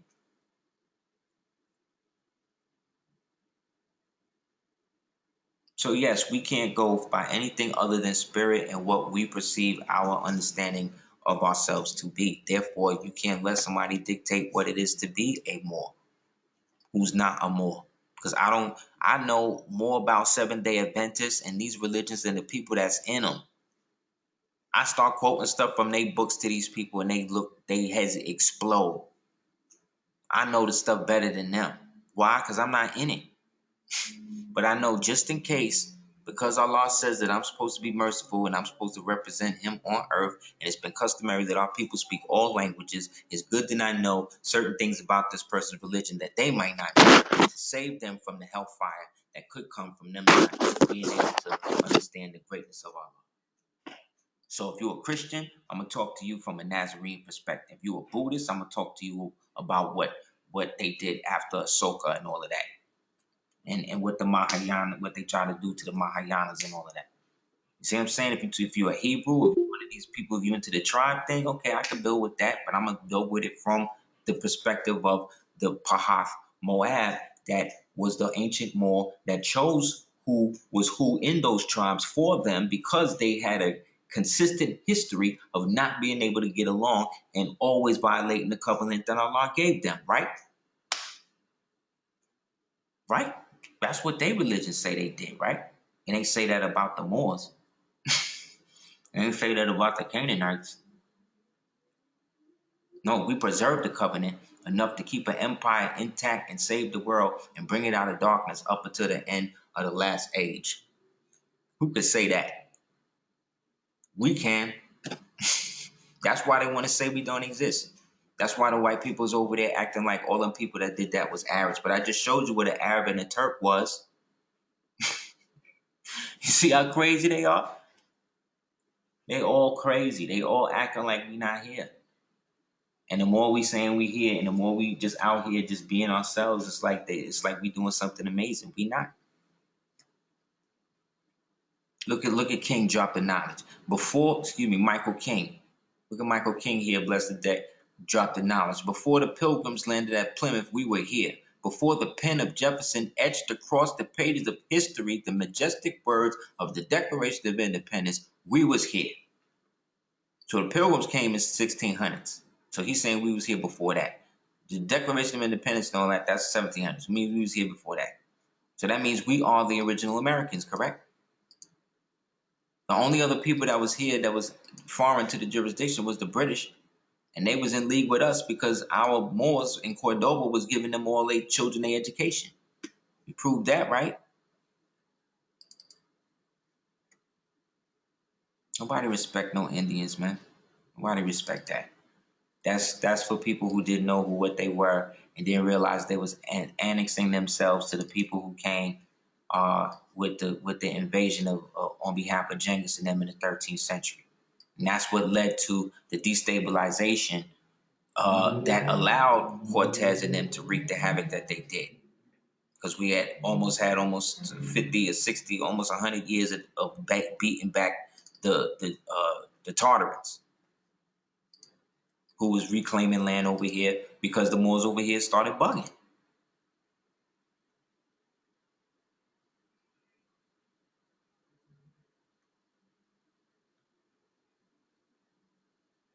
I'm trying to find a thing.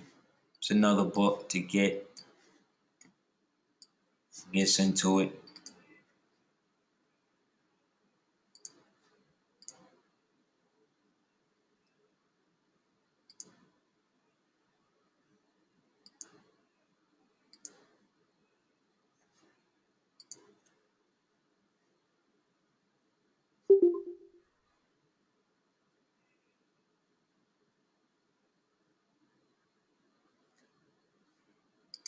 So you see, they started bringing the Moors in when the Sanjis, who were descended from the ancient Chandragupta Mauryans, came, and they started bringing the pale ones up. They brought in their tribute. Here go the Sanjis. You see the Sanjis? Look, all Moors. Let's make it big. These are the originals. These are the people that was already there. And so they started to make laws against the true nobles and people descended from them, and started to bleach them out or force them. And thus the Dravidian laws came out against the Dalits, who were the true possessors. But they reunified around the ancient Islam, the ancient yoga, and all of that. And then they are mostly, they're on both sides, but they're mostly Muslims or Muslims. Okay? Get this book. It gets into what, again, I'm talking about, showing and proving it all, that the War of 1812 was really a part of when the coup d'etat really started. The open coup d'etat with them. That's because that's what it is. Because all the ancient republics traced them and monarchies traced themselves back to Carthage. Because the Carthaginians was the ancient Canaanites and Moabites, and we know that those were the ancient peoples of the Bible who shepherded the ancient peoples trying to find the new world and everything else that was happening. These are the people that set up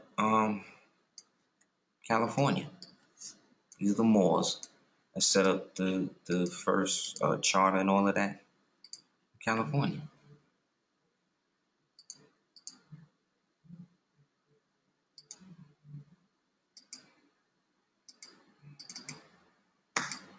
Trying to get it open.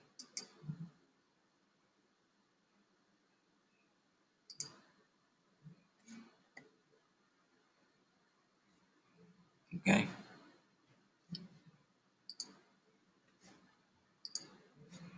That's why, again, the prophet said we are the descendants of the ancient Moroccans.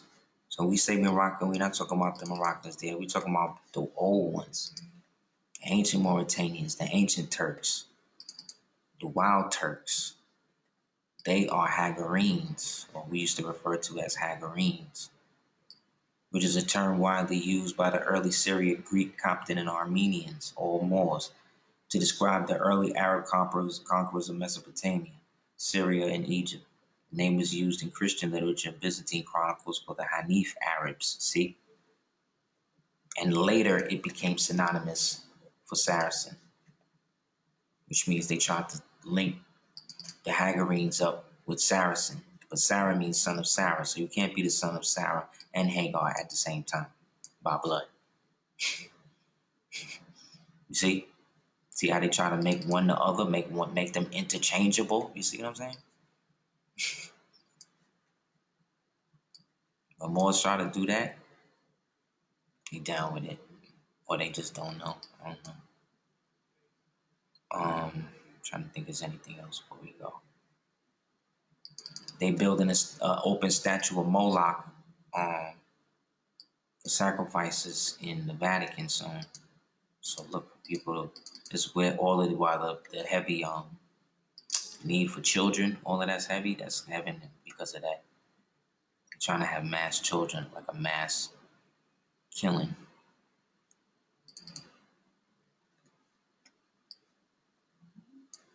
Think they can't do it. This is an example of what I'm talking about.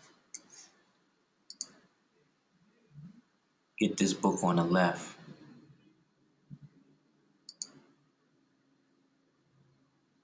And then we gotta make it happen. You know? Book on the left, get this book, Serving the Master.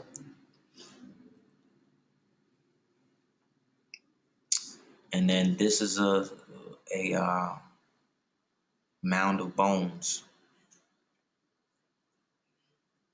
So this is really what we up against. So we definitely need an identity to to understand ourselves to be that can have some sort of spiritual backing in the world that has treaties and things like that already in place. And as far as I could tell, this is it.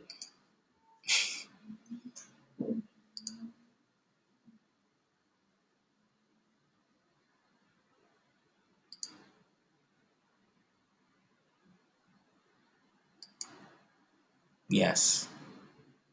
So you see, this is it. See, in this painting, you think that the person holding the flag is Sultan Muhammad, but he's not. This is Muhammad. The dark man on the left. This was the sun.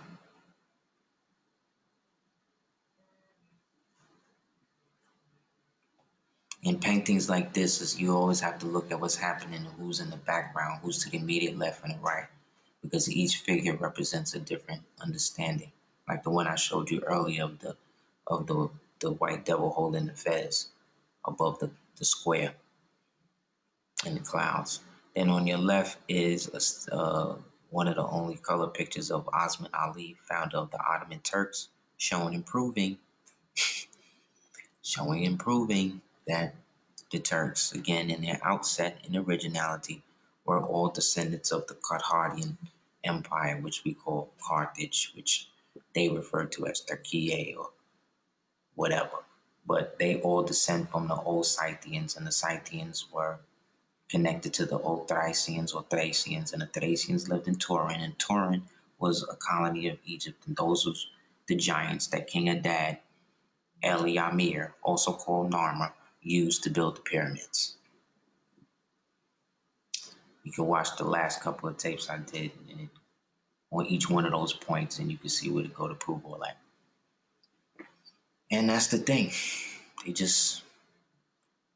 But be careful about the religious issues before all duties. The religious ideas build a strong state. Do not give religious duties to careless, faithful, and sinful men. The one without fear of the God Creator has no fear of the created. Depend on God's help in the protection of justice and fairness, and to remove cruelty. Just the head of the Turks saying this. You know what I'm saying? Like, we come from real heavy people, man. We just claim who we are. So, anybody have any last questions before we close out?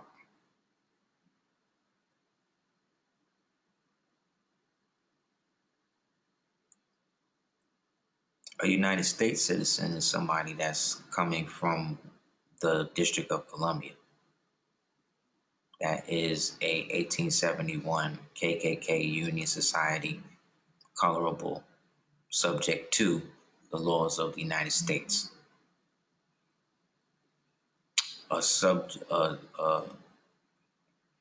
That's a citizen of the United States.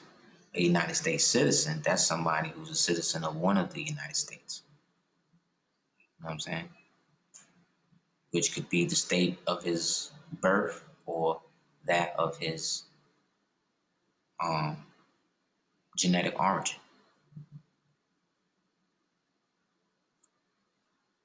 Anybody else? Yes. The Russian part of the Ottoman Empire was Tartary.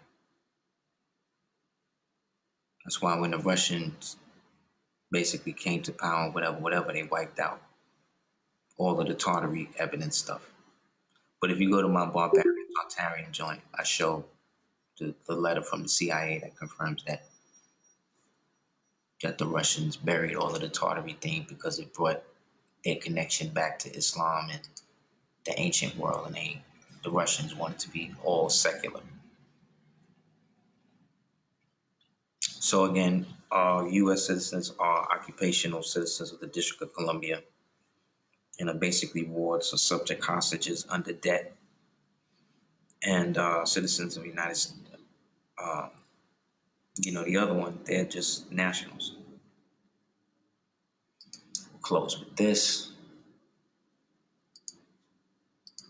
to illustrate what I'm saying about that. This comes from the Yale Law Journal. Yale is Skull and Bones, and it's on American nationality. Here we go. We'll close on this.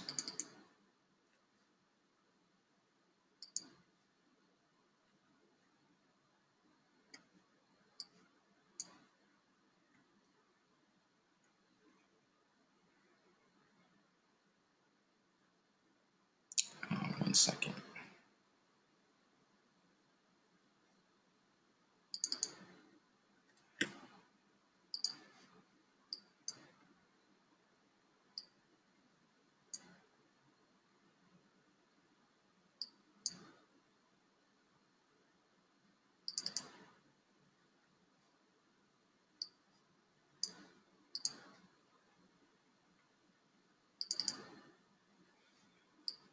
Okay, now look at this. We'll close so you can see that we're not bugging. And that if we keep using their version of what happened and don't put it together ourselves based upon actual credible information, as well as taking the feelings out of it and who was actually doing what, the Moors was getting busy. Say what they want. We was making stuff happen, bro. And that's one of the only reasons why I think a lot of us are still here. Because we are the high priests of Anu that kept it going. They didn't say that the Igbo or the Shoshone or the Zulu, or they said none of these other people are credited with keeping humanity going through what they call the Dark Ages. The Moors are the ones that. So if they didn't do that, then they shouldn't have said they didn't. And if they didn't want me to know that, then they shouldn't have let people like the Prophet manifest.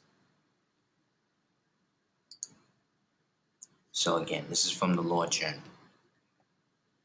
France and Italy distinguish between citizen and a colonial subject. See that? The Nationality Act of 1940 sanctions the distinction between the American nationality, including American citizenship, and American nationality devoid of American citizenship. You see that? In terms of this statute, American citizenship embraces, in addition to those privileges or duties which are inherent in American nationality, such as the possibility of diplomatic protection by the United States. See? Different than America. And the body of obligations customarily referred to as permanent allegiance. The existence of those rights which only a citizen enjoys under the Constitution. However, even recent legislation occasionally uses the term citizen in a wider sense, embracing any American national. Islam, you see, Filipinos before the independence of the Philippine Islands are most conspicuously recent specimen of American non-citizen nationals. It has been suggested that before a special statute made American Indian citizens, they should have been considered non-citizen nationals of the United States. Then peep this. Here go the bridge between American Indians and the Moors. Lawyers who at an earlier period of American history denied to native-born free Negroes the status of American citizens, but nevertheless held them eligible for diplomatic protection to this country, seem not to have realized the technical possibility of construing their status as that of non-citizen nationals. Boom, that's it. That's it. So if the Skull and Bones people saying that, and they know that there's a difference between that there's the citizens of the United States, this and that, you just got to know what you are. And according to this, the closest, when you say you're Moorish American, you're saying that you're a non-U.S. citizen national, because citizens can't have titles of nobility at the end of their names. And you have a congressional pact through HJR 75 that gives you the right to go back to that, acknowledging that you had a nationality prior to the establishment of the KKK Union Society Magna Carta of States in 1871. Lastly, this is a diagram of the jurisdiction of the Roman Empire from the 5th century BC, the Roman Republic from 44 BC, and the Holy Roman Empire from 962 BC to 1806. But then look at this. This is a diagram of the Moorish Empire from 700 AD to 1945 AD. Because when we say the Moorish Empire, we're really saying the Ottoman Empire as well. So riddle me this, Batman. How can the Moors, how can the Moorish Empire occupy the same place that the Roman Empire occupied around the same time, and 3 different eras of the so-called Roman epoch take place? You see what I'm saying with history? How they flip it.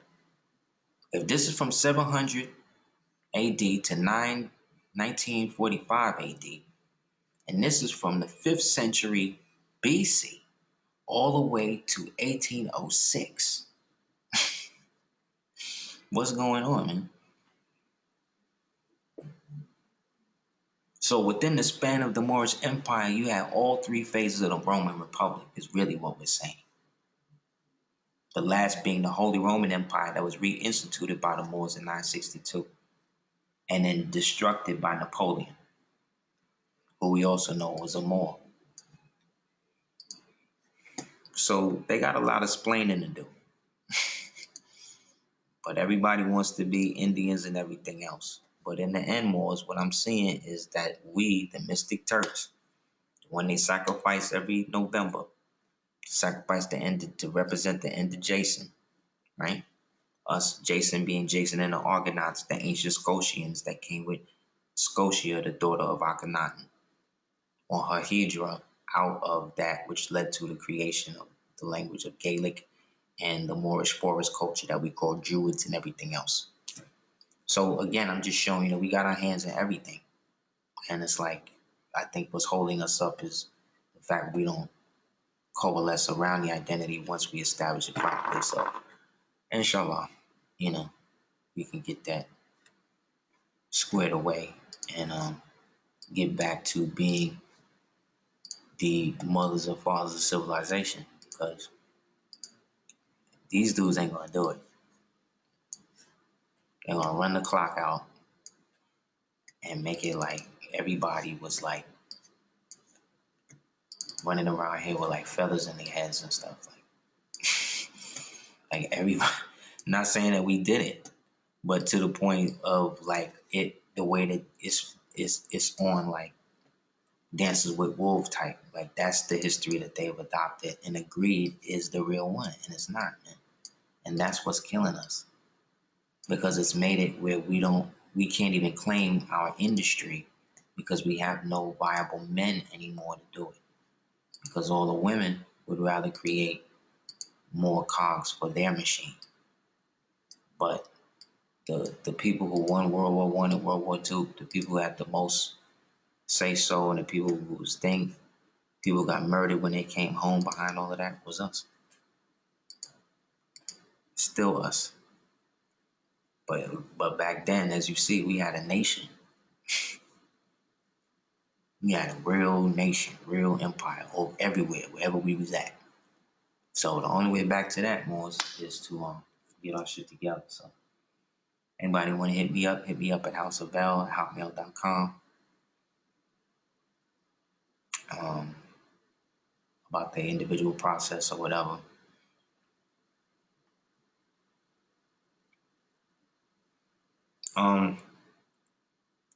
Get the Encyclopedia of Symbols. I forget the author. It's called Encyclopedia of Symbols. That's a good one. Another one is the Kabbalistic Encyclopedia. Get that. Also, the Dictionary of Angels by David Overson. Also, the Six Seals of Solomon. You know. So yeah. So again, all of this is as ancient Moors and ancient Mauritanians, ancient Moroccans. We gotta do what we gotta do.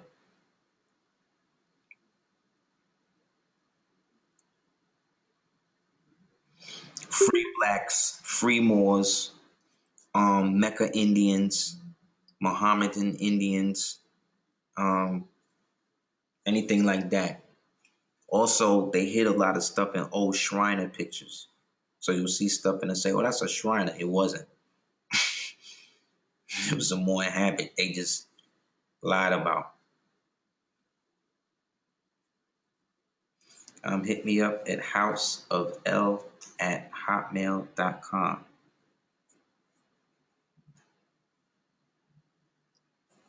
Yeah, I mean, if anybody wants to bring me out for a lecture or workshop or whatever, just hit me up at houseofl@hotmail.com.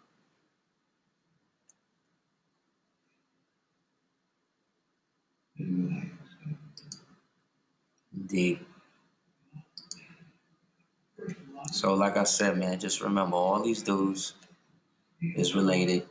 This is all a scam run by black and white Freemasons to keep this thing the way it is and to run the clock out. So that way, when they're gone, we got to deal with the next version of their hatred of us.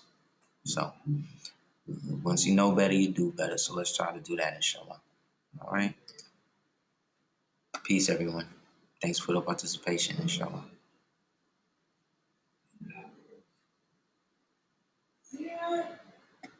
Peace.